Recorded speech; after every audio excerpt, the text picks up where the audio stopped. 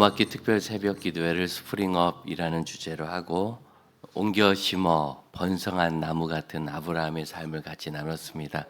오늘 마지막으로 그것을 정리하는데 구약의 아브라함의 삶을 신약에 다시 보는 것은 우리에게 큰 축복이고 특권입니다.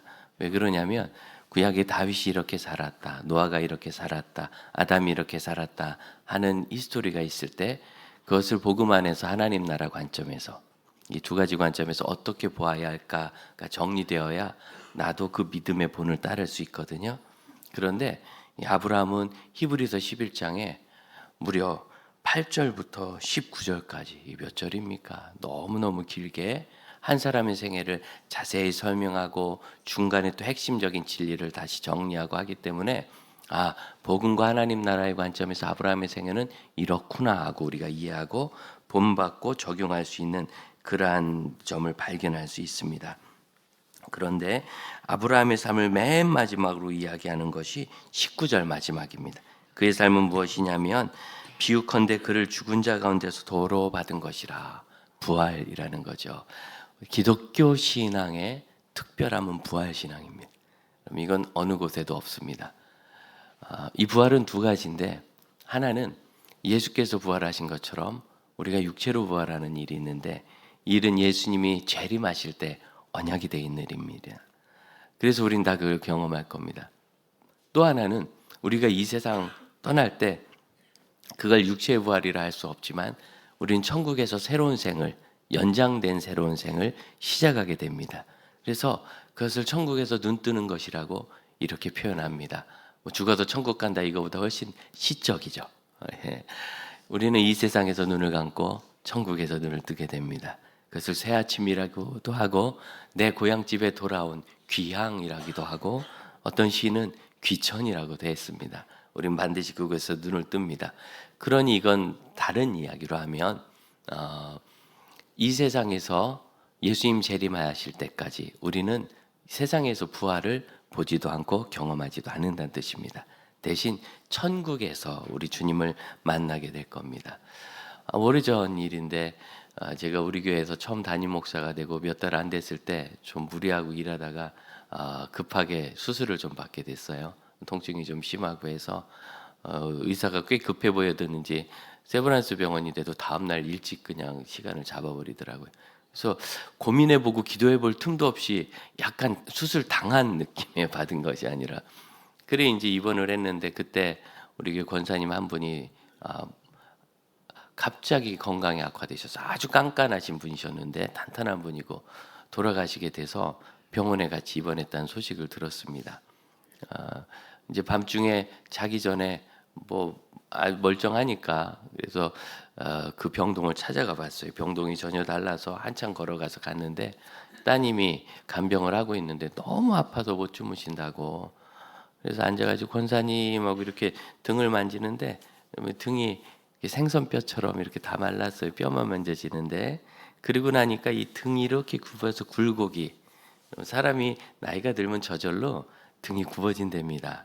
그래서 영상을 보고 그 사람의 나이를 가늠하는 그런 법의학자들은 뭘 보고 하느냐면 이 등이 굽어진 각도를 보고 나이가 몇십 대다, 뭐 이렇게 50대다, 60대다 이걸 구분한대요. 그 소리 듣자마자도 허리를 저리 이렇게 열심히 피는데 필 때마다 아프다는 것을 깨닫습니다. 굽어진 걸 억지로 펴서 그런 것 같아요. 그런데 이분은 이제 천국 가실 때가 돼서 많이 굽었어요. 정말 손을 얹는데 손을 펼 필요도 없이 이렇게 그대로 둥글고 얼마나 작은지 살이 다 빠지니까 그래서 이렇게 만지는데 너무 아파하시니까 그래서 둘이 잠깐 기도하고 찬송가를 부르기 시작해서 거의 한 1시간 반쯤 가까이 불렀던 것 같아요. 그리고 주무시는 것을 보고 이제 저희는 돌아왔습니다. 그리고 그 다음날 이분 돌아가신 거예요. 저는 수술했으니까 아침 일찍 없는 시간 만들어서 수술을 해줘가지고 1번으로 받고 오후에서는 이제 좀 정신을 차렸죠.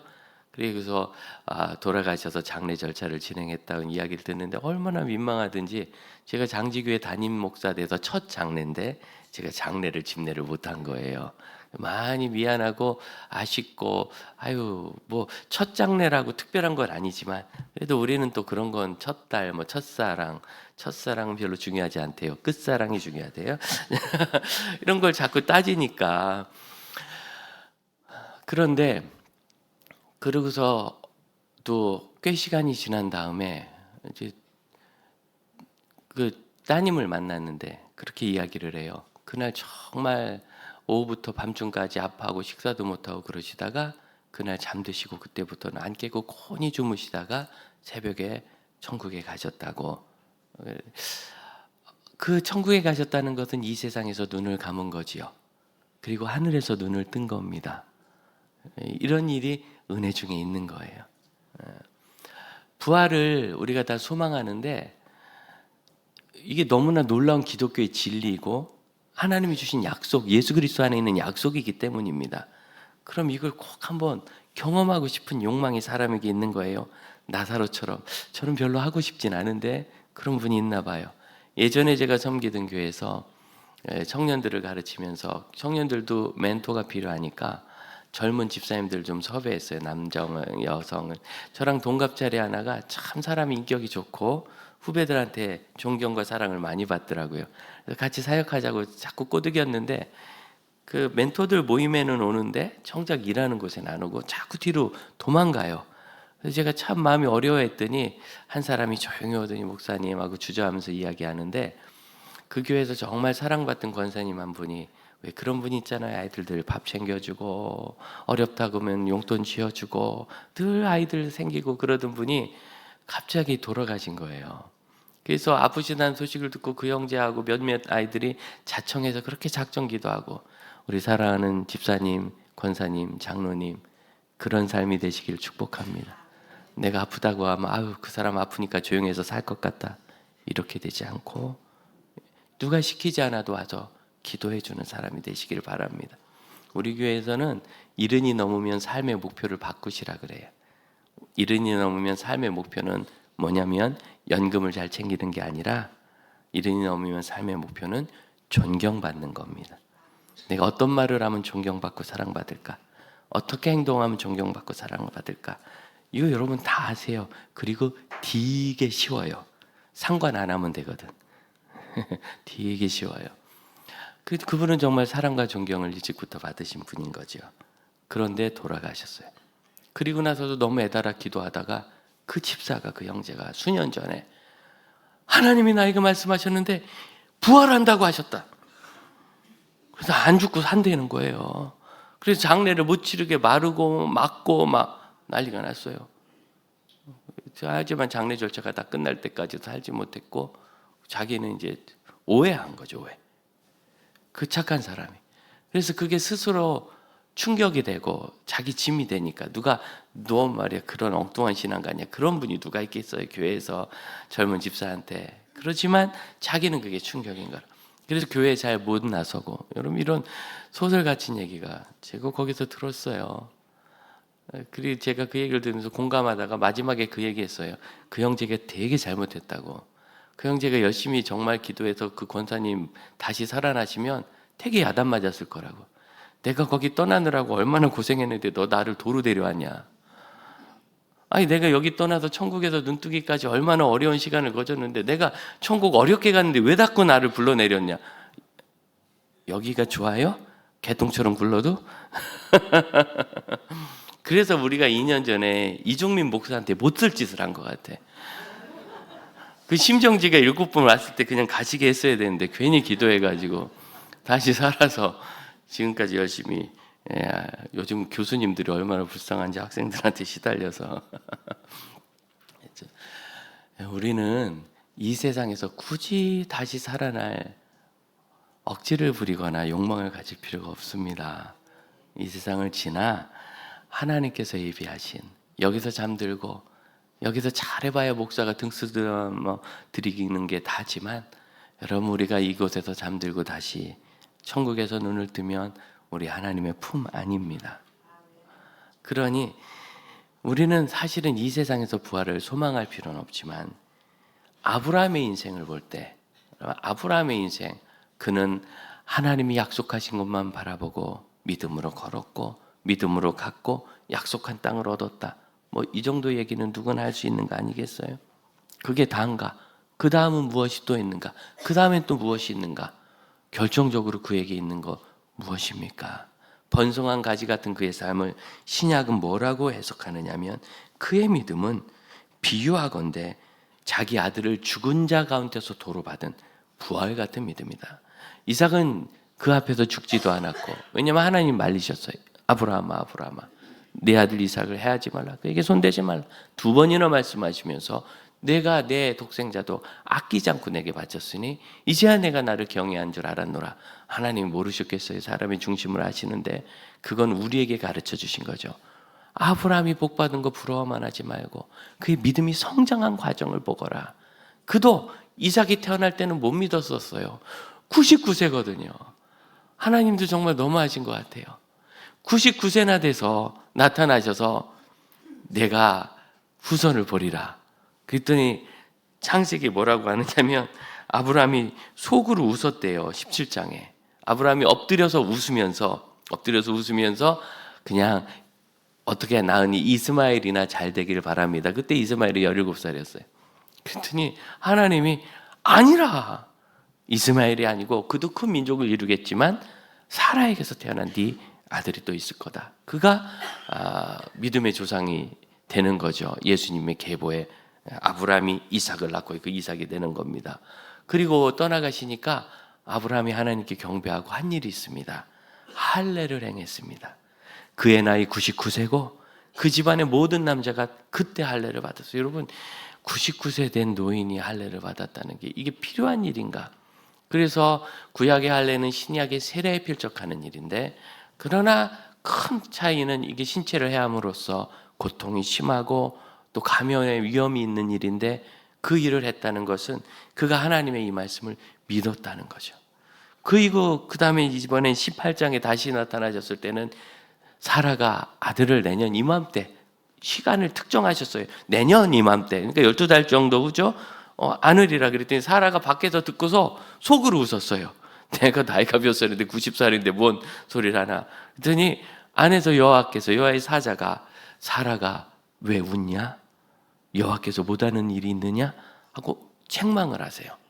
그때 사라가 뭐라고 하느냐면 안 웃었다고 부인해요. 안 웃었다고. 그치, 겉으로는 안 웃었으니까 속으로 웃었거든요. 그랬더니 아니라 네가 웃었다. 그래서 사라는 야단을 맞습니다. 그러니까 여러분, 한 번 말씀하실 때 믿으시기 바랍니다. 그럼 야단을 안 맞는데 2번째 얘기하니까 사라는 야단을 맞잖아요. 여호와께 능치 못한 일이 있느냐 하고. 그래서 아브라함도 믿지 못할 때가 있었던 거예요. 아브라함같이 위대한 사람도 75세나 돼서 내가 너에게 줄 땅으로 가라 하니까 자기에게 있는 모든 터전을 다 정리하고 떠나요. 여러분, 그때 이웃이 물어볼 거 아니에요. 이사 가신다면서요? 이민 갑니다. 이민이요? 어디로 가세요? 어딘지 모릅니다. 보여줄 땅으로 가는 거라서. 여러분 같으면 뭐라고 얘기하시겠어요? 이렇게 믿음이 좋게 출발한 아브라함도 그로부터 수많은 은혜를 경험했음에도 불구하고 하나님의 아들을 주시겠다 할 때는 믿지 못하고 하나님 이스마엘이나 잘 되길 바랍니다. 여러분, 이게 보통 얘기가 아닙니다. 목사가 가서 이 아이가 이렇게 되는데 이거 지금 어렵지만 꼭 잘 될 거예요 그랬을 때, 목사님 그냥 다른 거나 되면 좋겠어요. 이렇게 얘기하면 제가 기분이 거시기 하겠죠. 사람도 이런데 여호와 하나님께 하나님 뭔 아들입니까? 이스마엘이나 어쩌다 낳았는데 얘나 잘 되기를 바랍니다. 이건 큰 잘못입니다. 그런데 하나님이 아브라함을 야단을 안 치시고 아니다 이렇게 말씀하세요. 이게 그만큼 믿기 어려운 일이라는 거죠. 여러분이 그 일 믿기 어려운 거 하나님도 아십니다. 그게 보통 일 아니거든요. 그 일이 해결된다고 믿기 어렵다는 거 하나님도 아세요. 하지만 어렵다고 해서 계속 안 믿고 살아도 되는 건 아닙니다. 우리는 변해야 합니다. 어디에서? 믿음에 있어서 변해야 합니다. 그래서 결국 아브라함은 어디까지 믿음이 변해서 성장했느냐? 이삭이 죽더라도 다시 살아날 것이다. 피우컨대 죽은 자 가운데서 다시 살아날 것이다. 이게 믿음의 패러독스죠. 패러독스란 그리고 헬라어가 이 독스란 말이 원래 진리 이런 뜻입니다. 진실, 사실. 그런데 패러는 이게 그걸 초월한다는 뜻이거든요. 그러니까 우리는 파라독스를 역설이라고 그냥 쉽게 한국말로 번역하는데, 원래 사용되는 어미와 한국말의 번역은 그 뉘앙스가 많이 다르기 때문에 다 살리기 어려워요. 단지 역설이라고 얘기만 하는 게 아니라 이게 말도 안 되는 사실인데 사실인, 그렇게 되는, 그걸 이제 이런 역설이라고 합니다. 그래서 이 아들이, 아니 너의 후손이 이제 믿음의 조상이 될 것이다 했는데 그가 죽었단 말이에요. 죽었단 말이에요. 그러면 그가 죽었을 때 다시 살려야 되는 문제가 생겨서 하나님의 역사가 일어나지 않아요. 그래서 죽으면 안 될 것 같은데 여러분 어때요? 죽어야 부활하죠. 이게 중요한 거예요. 안 죽어야 이 아이가 믿음의 후사가 되고 믿음을 잃을 텐데 죽어야 다시 사는 거예요.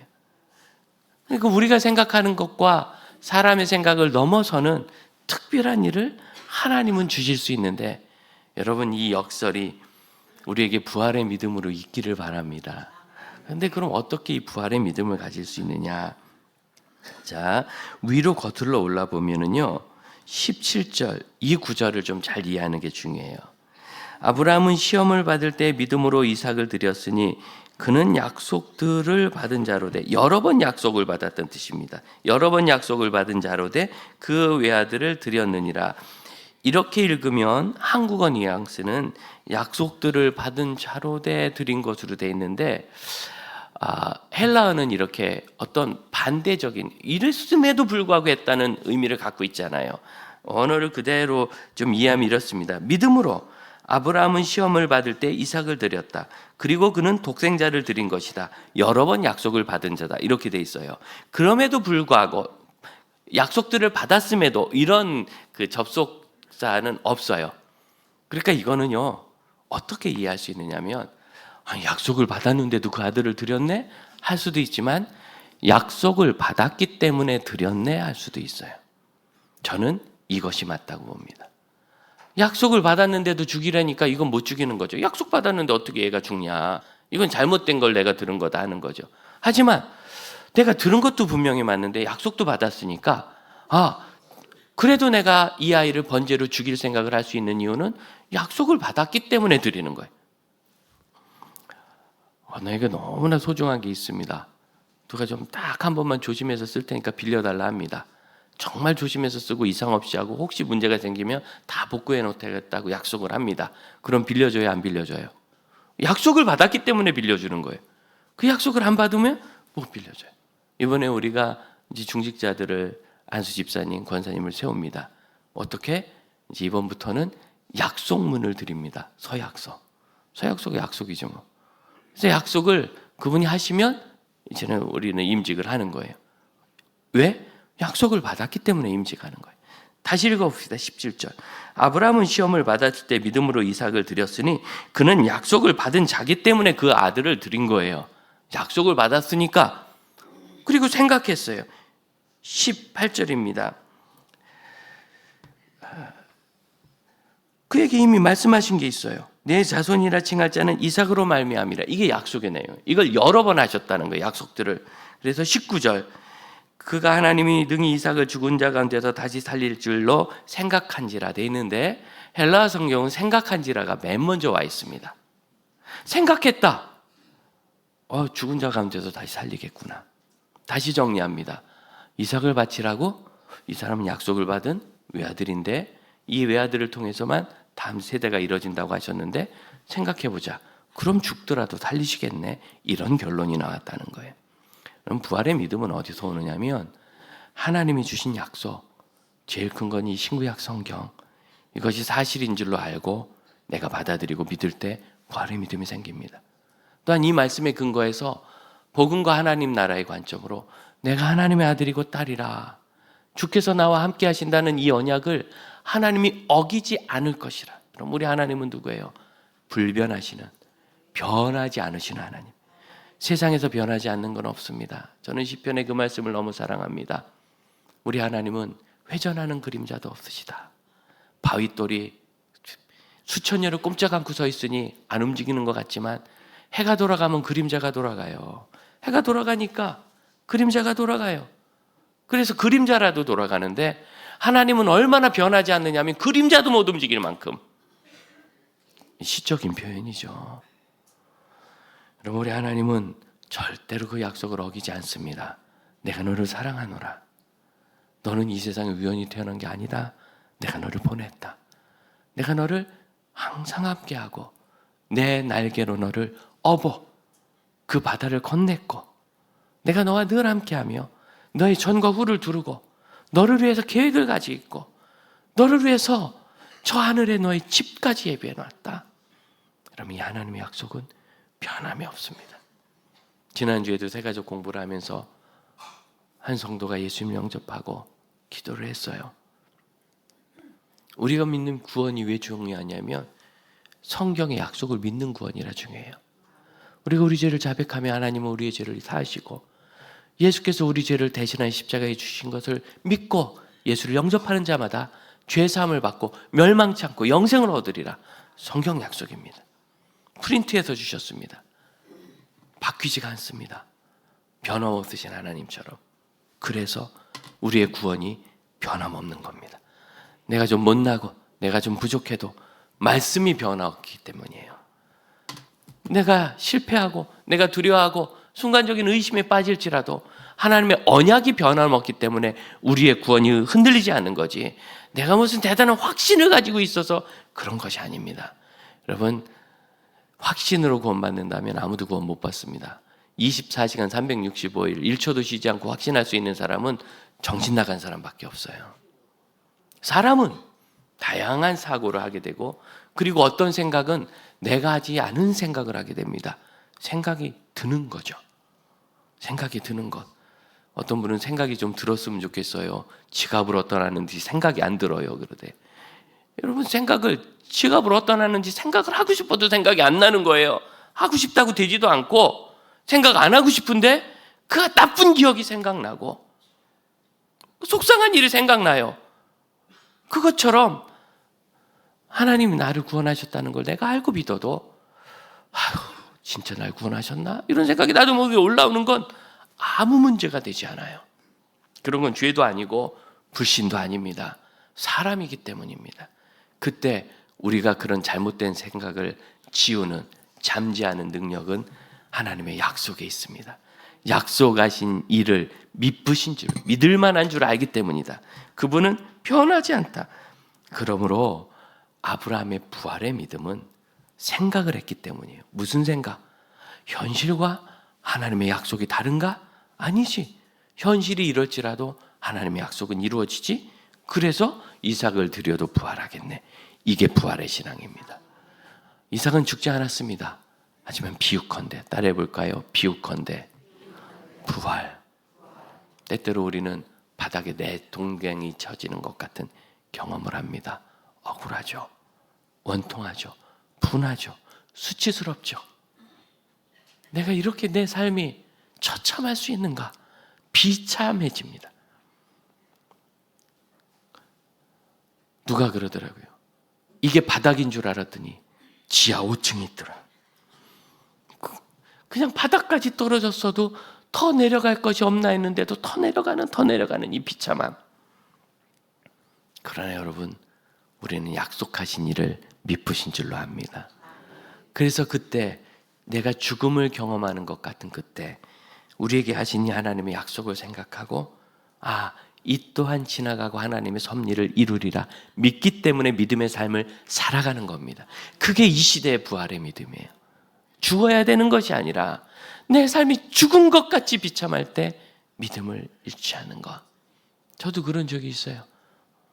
목회자들끼리 모임인데 저를 음해하고 우기고 억울하게 하고 소명할 기회조차 주지 않고 심지어 제가 없을 때 자기들끼리 다 얘기를 해버려요. 더구나 저는 선교를 간 참인데 이렇게 억울할 수가 있어요. 비참했어요. 바닥에 내동댕이 쳐지는 것 같았어요. 특히 그런 일을 한 무리가 목회자들이기 때문에 속으로 생각했어요. 그분 대학도 좋은 대학 나왔다는데, 그 스카이 거기 나왔다는데 그냥 돈 벌 기회에 목사가 돼서 저는 나쁜 짓을 하나. 정말 나쁜 짓이었어요.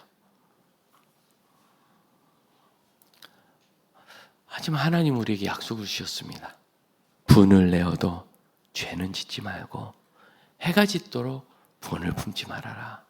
분이 나고 원망이 나고 저주가 나오지만 해가 질 때까지 품지 않으면 되는 거예요. 해 떨어지기 전에 기도하러 가면서 내가 지금 마음이 너무 어려운데 같이 기도해 줄 사람 하고 청년 리더들한테 문자를 쳤더니 오후에 반차를 내고 3명이 찾아왔어요. 그래서 같이 2-3시간 대화하고 기도하고 차 마시고 저녁 제가 고맙다고 사주고 싹 잊었어요. 그래서 여러분, 제가 그 일이 계기가 돼서 제가 결정을 바꾸기 시작하고 상황을 바꾸고 자리를 바꿔서 지금 장지교회 담임 목사 온 겁니다. 거기 있던 15명 중에 제가 제일 잘 됐어요. 여러분 이렇게 만났거든요. 제가 제일 잘 됐어요. 지금 목회도 제가 제일 편안하고, 예. 그게 부활입니다. 군에 있을 때 모든 신학생들이 군에 가서도 교회에서 봉사하기로 하네요. 군종사병이라고, 군종병이라고. 군대에 있는 전도사 같은 거예요. 저도 그럴 줄 알았어요. 4학년이나 다 마치고 갔으니까 나이도 꽤 있겠다. 그런데 어쩌다가 제가 군기세다는 군악대에 소집돼가지고 군악대 가서 완전히 그냥 2등병, 제일 쫄병을 하면서 거기 있고, 그래도 우리 군악대장이 전도사님 하다 왔으니까 교회 가는 것은 100% 보장을 해줘라. 엄명을 내려가지고 처음엔 고참들이 싫어했죠. 쫄병이 어디 간다고. 그런데 이제 시간이 지날수록 잘해주더라고요. 그래서 보초도 바꿔주고 당번도 바꿔주고 주예배라고 바꿔주고 주일 예배 간다고 바꿔주고, 그래서 정말 2등병으로 누릴 수 없는 복을 누리면서 심지어 토요일마다 부대 밖으로 나가서 주일학교를 할 수 있도록, 우리 주일학교가 한 60-70명 됐거든요. 그렇게까지 배려를 해줬어요. 정말 배려를 많이 받았어요. 그러다 우리 목사님이 저한테 큰 신뢰를 한번 했습니다. 저는 그걸 신뢰라고 생각하지 않습니다. 그분은 소령이고 저는 2등병이니까 뭐 군대에서 할 수 있는 일인데, 근데 목사로서는 그게 좀 어려우셨던 모양이에요. 사모님한테 야단 잔뜩 맞았다고 어느 주일 저녁 예배 때 설교 시간에 얘기를 하시더니, 그런데 우리 홍위병이 그걸 다 받으면서 또 꾸준히 사역을 하는 걸 보고 내가 정말 목사로서 부끄러움을 느꼈고, 내가 우리 홍위병을 꼭 군종부로 불러다 전도사 삼겠다 그러셔서, 저는 2등병이라 근데 좋지도 않아요. 원래 2등병은 좋은 것도 몰라요. 군기가 바짝 들어서 그냥 그런가 보다, 뭐 좋은 것 같기도 하고. 이게 벌써 소문이 나가지고 내무반에서 군악대에서 고참들이 너 이제 그러면 교회로 가냐? 하면서 굉장히 아쉬워하고 그랬어요. 며칠 있다가 군악 대장이 저를 호출하더니 막 펄쩍펄쩍, 정말 그 키도 작은 사람이 앉은 자리에서 공중부양을 하면서 화를 내더라고요. 얼마나 펄쩍펄쩍 뛰는지 막 하면서, 내가 너를 특별히 골랐고 네가 애가 괜찮았고 나이도 좀 있어서 네가 병장만 바르면 바로 내무반에 리더를 시켜가지고, 그러면 네가 앞으로 그 뒤로 8개월을 있는 동안 이 군악대를 얼마나 건강하고 좋게 만들겠냐?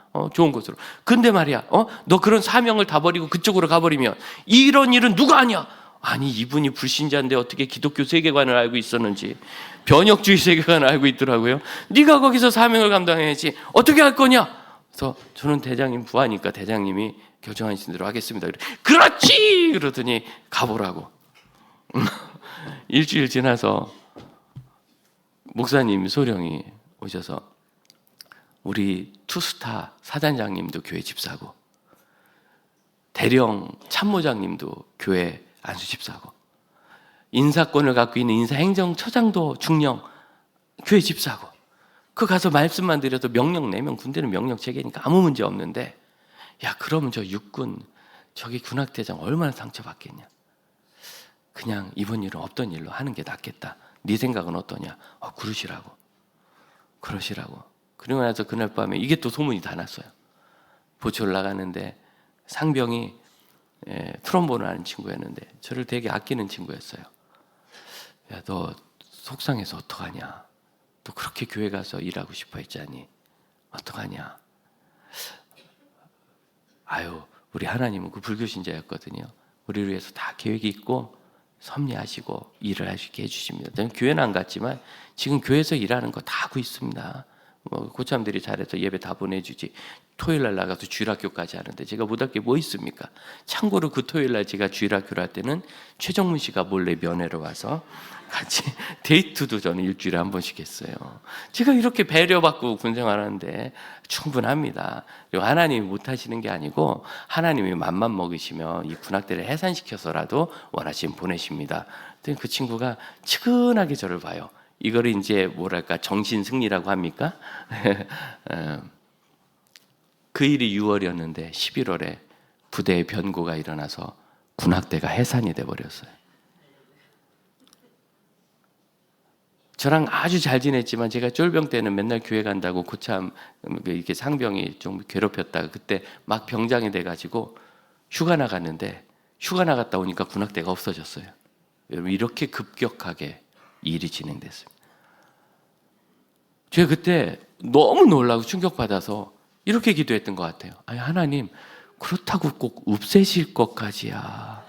뭐 없애라는 소리도 아니고, 아니 그리고 전 그 상병한테 너무 미안한 거예요. 제가 없애더라도 하나님 어떻게 해서라도 하실 일을 하시는 분이지 못 하시는 게 아니란 얘기를 그냥 강조법으로 한 것뿐인데 진짜로 없애시면 통일을 시켜주시든가. 이게 너무 아니 우리 지금 40명이나 되던 군악대원들 다 어떻게 되느냐 말이에요. 그게 해산되면.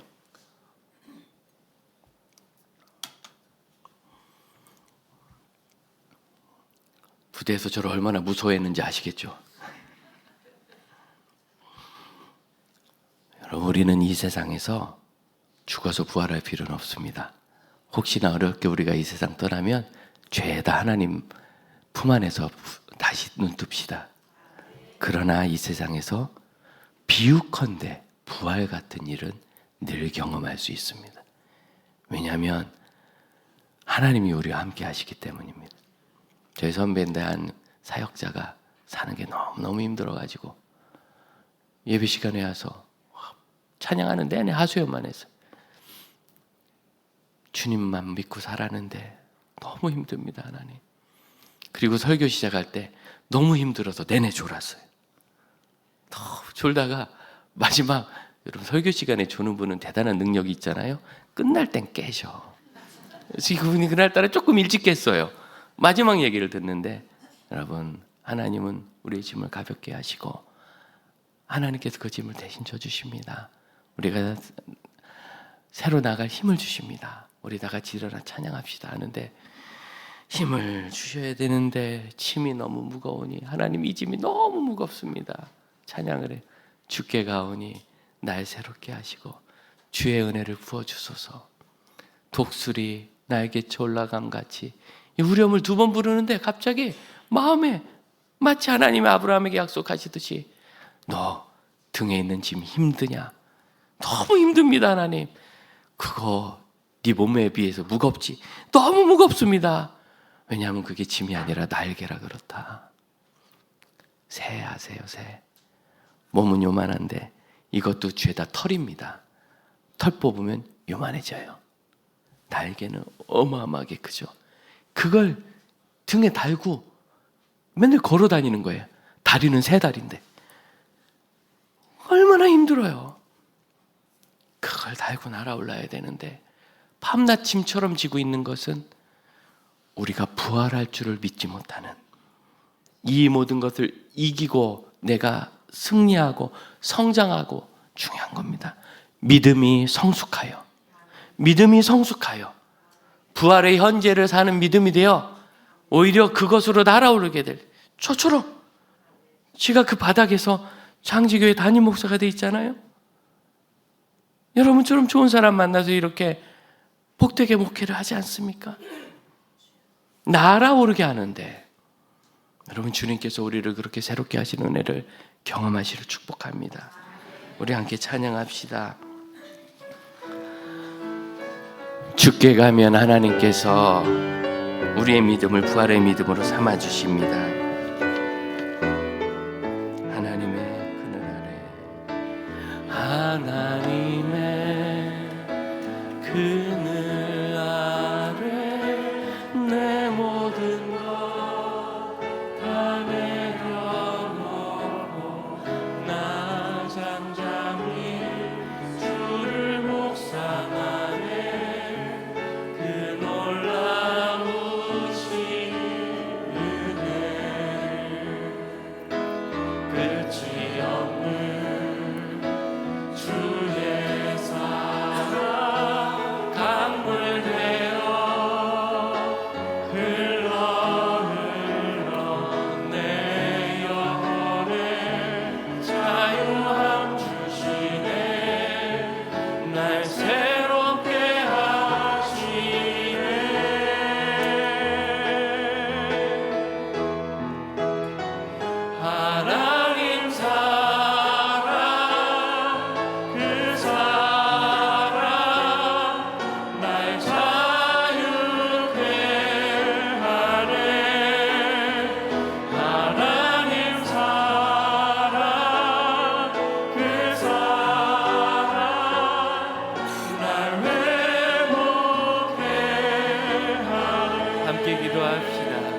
주님, 이 세상에서 저희가 부활을 비유하건대 부활을 경험하며 부활로 살기를 원합니다. 우리 삶에 있는 이 짐, 이것을 짐이 아니라 날개로 날아 올라가는 믿음의 길은 믿음밖에 없습니다. 믿음으로 이기시기를 바랍니다. 약속하신 일을 신뢰할 만한 분인 줄로, 우리 하나님을 믿어도 되는 분으로 믿으시고 받아들이며, 하나님 나를 도우소서, 하나님 저를 변화시키시고 저를 통해 일하시옵소서, 하나님의 뜻에 맞춰 저는 모든 것을 바꾸기를 원하나이다 합심하여 기도하겠습니다. 언제든지 주님께서 저희와 함께 하시며 버려두지 아니하시고 떠나지 아니하시며 영원함으로 함께 하시고 우리 하나님의 아름다운 섭리를 이루어 가시는 것을 믿나이다. 영광 중에 계신 주님을 바라보게 하시며 우리 하나님의 때를 보게 하시고 주의 일에 아름다움을 얻게 하여 주옵소서. 주님께서 세워가시는 것을 바라기를 원합니다. 우리 하나님이 하시는 모든 일을 사랑합니다. 저희를 통하여 일하시옵소서. 저에게 믿음을 주옵소서. 믿음 안에 있게 하옵소서. 우리 자리에서 일어나 다시 한번 고백합시다. 하나님 사랑, 그 사랑 날 자유케 하네. 하나님 사랑, 그 사랑 날 자유케 하네. 하나님 사랑, 그 사랑 날 회복케 하네. 아멘. 기도하겠습니다. 언제든지 저희를 우리 하나님 부활의 능력으로 불러주심을 믿습니다. 여기서 버림받음이 아니요, 우리 주님 안에서 다시 일어나며 이 연약함을 이기고 하나님의 뜻을 이뤄내는 믿음의 자녀들이 될 줄로 믿습니다. 주님께서 저희에게 영생의 확신을 주시며 부활을 언약하시오니 그 어떤 것도 저에게 문제되지 않게 하시고 우리 하나님께 기초를 둔 든든한 성 같은 믿음과 삶과 가정과 공동체가 되게 하여 주옵소서. 저희에게 주님 피천함이 있나이다. 말할 수 없는 탄식과 한계에 저희가 눌려 고전하나이다. 고통스럽습니다. 하나님, 그러나 이것이 우리의 본질이 아니요, 이것을 치고 올라가 이겨 날개 삼아 우리 하나님의 세상을 날아갈 줄로 믿습니다. 그때까지 하나님이 원하시는 믿음으로 성숙해 하여 주옵소서. 아브라함의 그때를 보기를 속히 소망하게 하시고, 이 성경이 없었던 아브라함은 그렇게 평생 고생했지만 우리는 성경으로 그의 인생을 보니 속히 그 문제를 떠나 믿음으로 서게 하여 주옵소서. 지금은 우리 주 예수 그리스도의 은혜와 하나님의 크신 사랑과 성령의 역사하심이 믿음을 날개로 하나님을 향하여 날아오는 주의 제자들에게 이제로부터 영원토록 함께 하실지어다. 아멘.